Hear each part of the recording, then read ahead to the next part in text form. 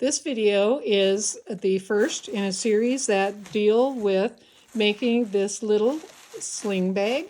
So a sling bag has one handle or one strap, and in this case we've got just one zipper opening, and inside we've got a couple features, so a place to hang our keys and a pencil pocket, an interior cell phone pocket.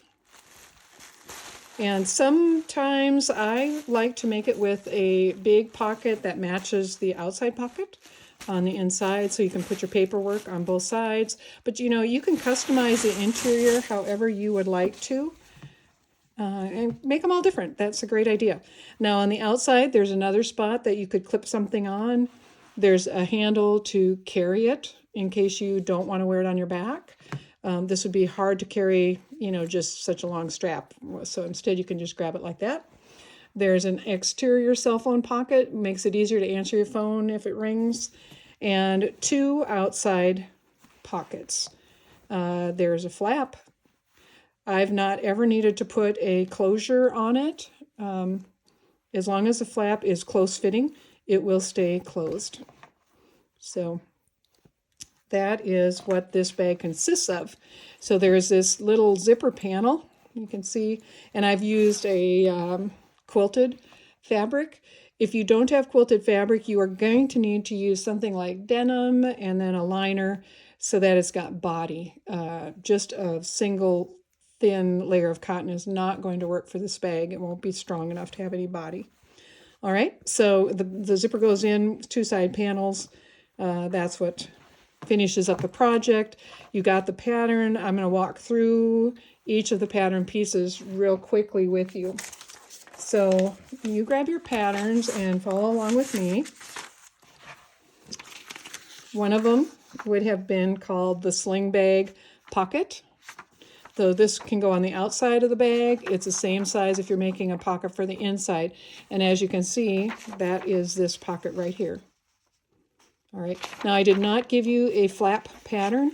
You can figure out how to make that flap. That's an easy thing to draft, so I didn't make you a pattern for that. Then there is the cell phone pocket pattern. That goes right here. And it's the same one that's used on the inside of the bag as well. Okay. And then you've got this big piece, which you had to put together. It printed out in 3 separate pages. You match these little diamonds up, and that will make the complete pattern. All right, so it's called the main panel.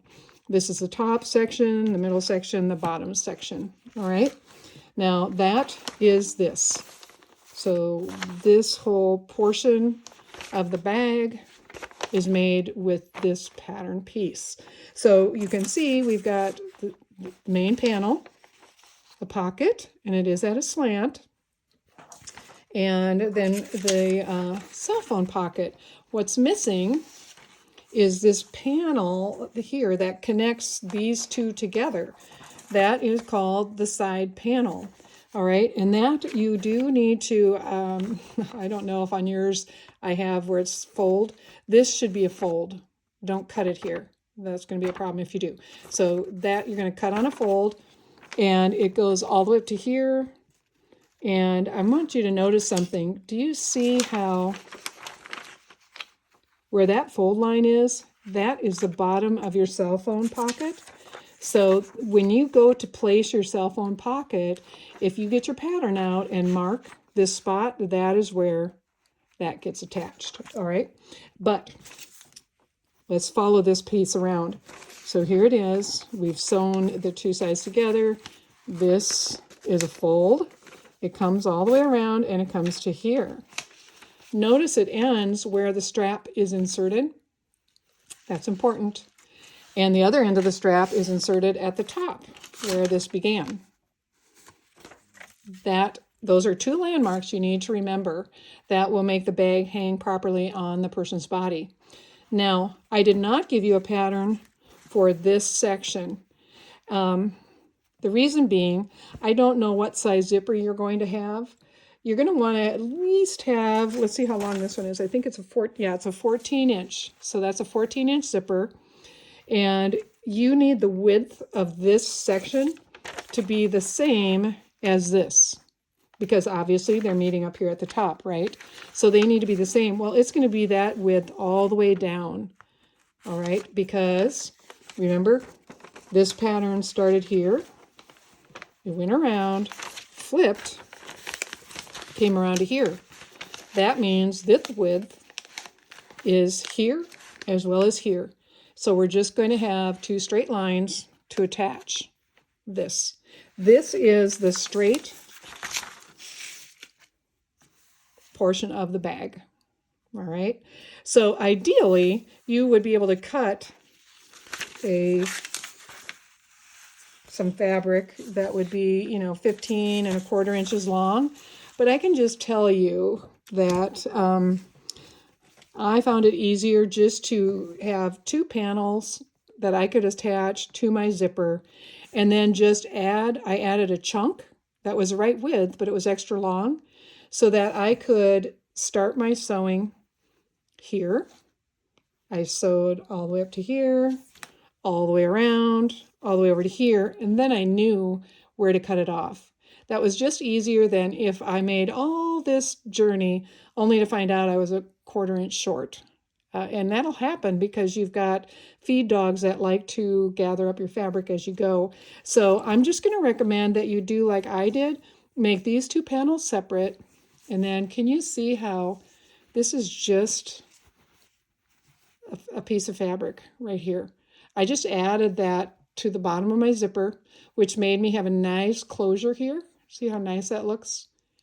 So you can manage that and then give yourself that extra leeway at the end of that big long circle.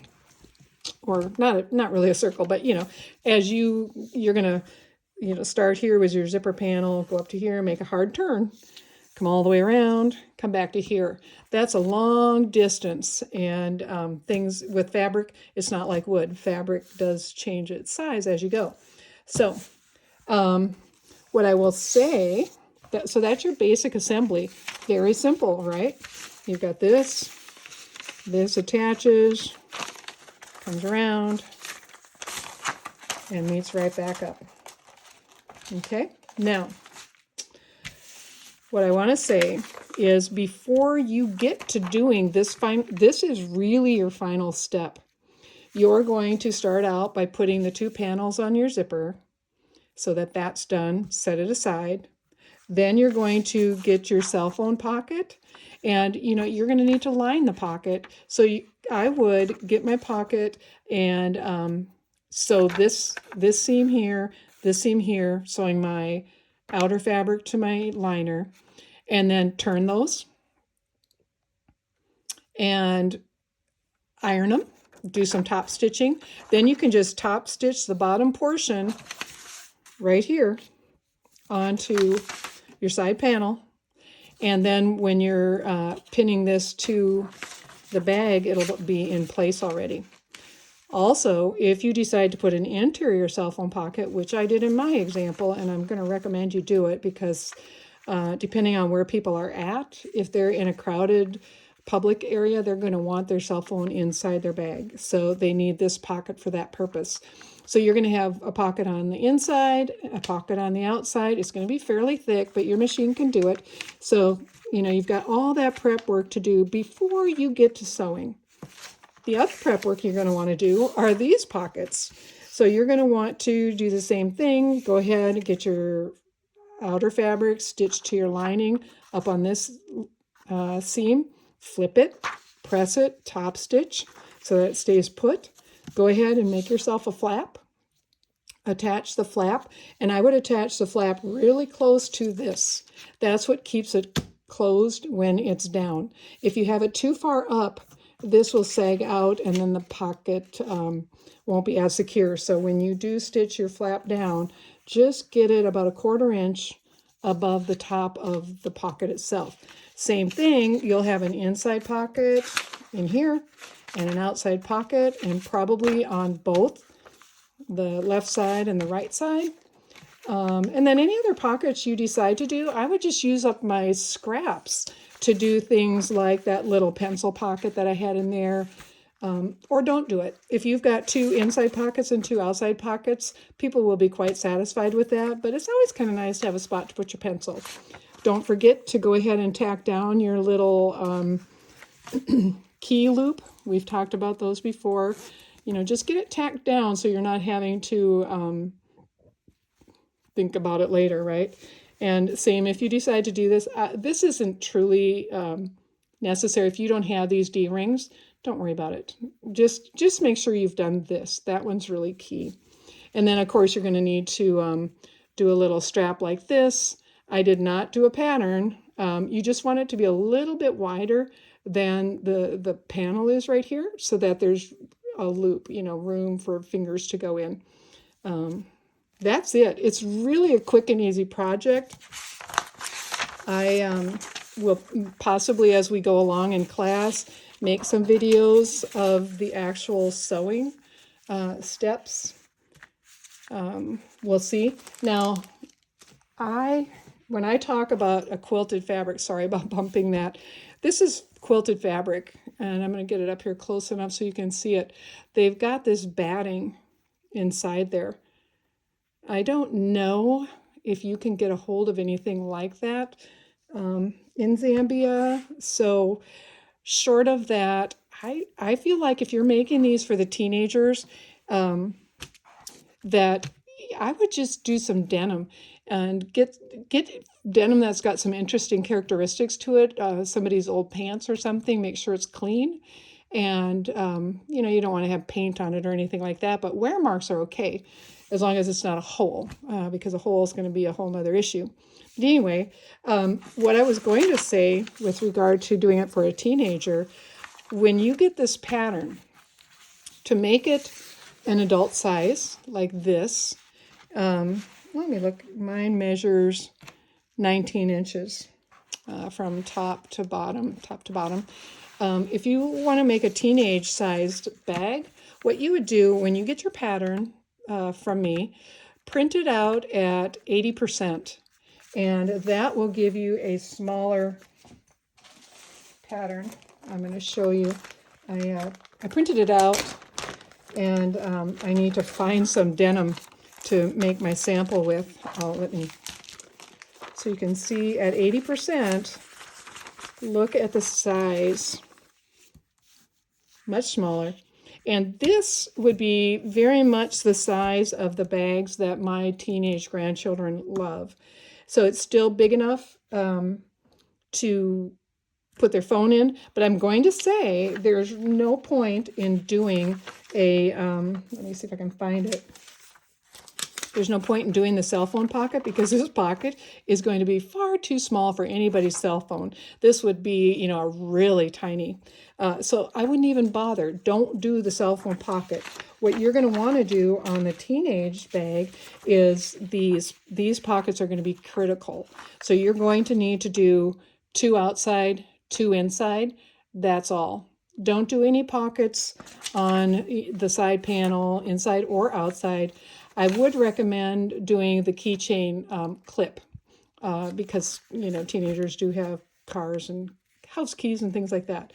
So they'll want that, but their bags will be quicker to make because you're skipping a little bit, a few steps.